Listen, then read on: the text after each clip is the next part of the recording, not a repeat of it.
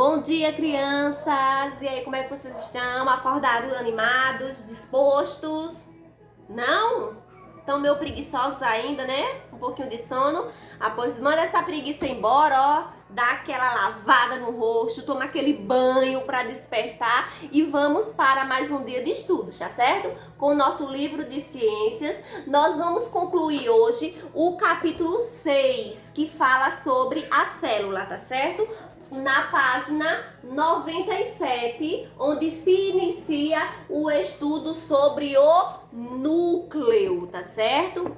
Então, quando nós falamos de núcleo, nós falamos de uma parte da célula que está disposto no citoplasma e foi reconhecido, ou seja, estudada, reconhecida sua estrutura pelo escocês Robert Brown, tá certo? A palavra núcleo, ela deriva do grego nux e significa semente, tá certo? Então, o núcleo ele tem um formato esférico, ou seja, ele pode ser arredondado ou ele pode ter um formato ovoide, tá certo? Meio oval. E tem a função de controlar, tá certo? As funções metabólicas da célula. Ou seja, é ele que controla todo o desempenho, todo o trabalho dentro da célula, tá certo? Então, nós já vimos no início do nosso estudo, neste capítulo, nós estudamos primeiramente a membrana, tá certo? Na aula passada, nós vimos as organelas citoplasmáticas e hoje nós vamos ver o núcleo, tá certo? Que é a terceira parte principal constituidora de uma célula, tá bom? Então, para que nós possamos estudar o núcleo melhor, é necessário que a gente compreenda a estrutura do núcleo, tá certo? E o núcleo, ele pode apresentar uma membrana que o diferencia de outras células.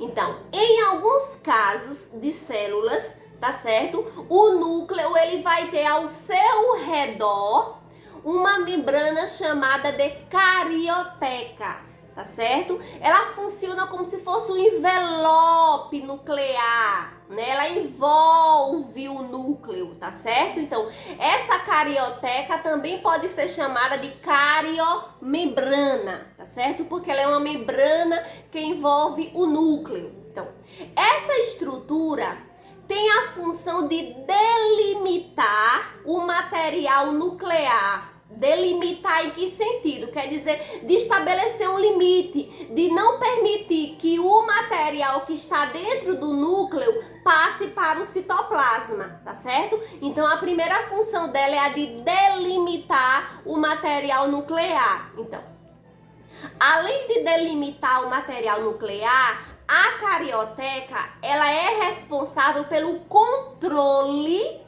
da troca de substâncias que ocorre entre o núcleo e o citoplasma, tá certo? Olha que função importante. Então, as células que contêm a carioteca, esta membrana envolvendo o núcleo, elas são chamadas de células eucarióticas, tá certo? E essas células eucarióticas, elas vão estar presentes em animais, em vegetais, em protozoários e fungos, tá certo? Muito bem.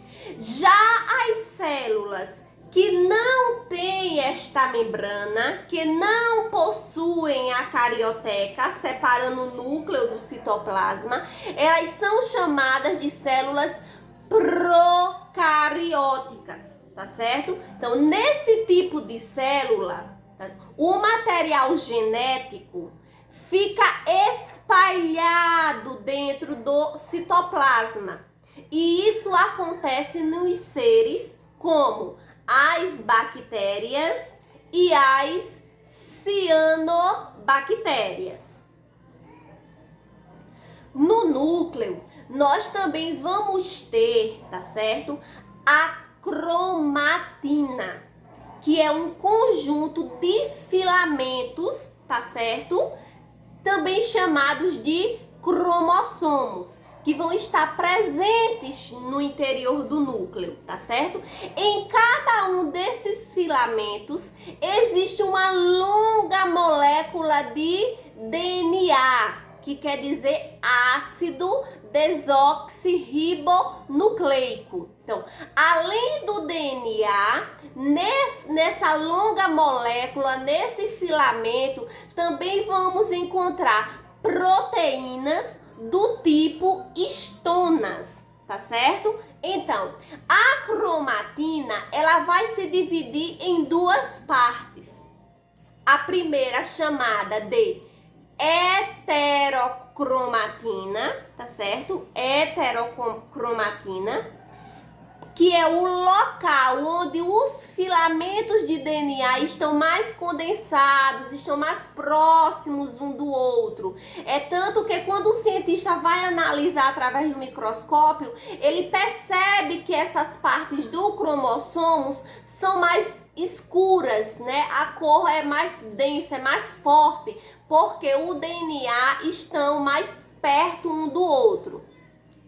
Já a outra parte da cromatina, que é chamada de eucromatina, é uma região onde esses fios estão menos emaranhados, quer dizer, estão mais afastados. Então, na observação do microscópio, eles vão apresentar uma coloração mais clara. Tá certo? Então, ao observar um cromossomo, ao analisar um cromossomo, o cientista, ele vai perceber pelo microscópio alguns pontos, tá certo, de filamentos do DNA que vão ter colorações mais escuras e outras mais claras. Nesses pontos em que a coloração está mais escura, é porque o DNA, os filamentos de DNA estão mais densos, mais unidos, enquanto que nas partes mais claras eles estão mais afastados, tá certo? Então, para finalizar o nosso estudo sobre o núcleo, nós vamos falar agora sobre uma parte central do núcleo, que é o nucléolo, tá certo? Então, os nucléolos, eles estão dispostos no interior do núcleo e estão presentes em células eucarióticas, formadas por RNA ribossômico, tá certo? Por isso que esse RNA ribossômico, ele vai ter como significado ácido ribonucleico, tá certo? Então, esse ácido, ele forma-se a partir do DNA, tá bom? Então, quando desenvolvidos, os ribossomos, eles migram para o citoplasma, para poder lá no citoplasma realizar a síntese proteica. Deu para entender? Os ribossomos, eles se formam no interior do núcleo, nessa parte chamada de nucléolo.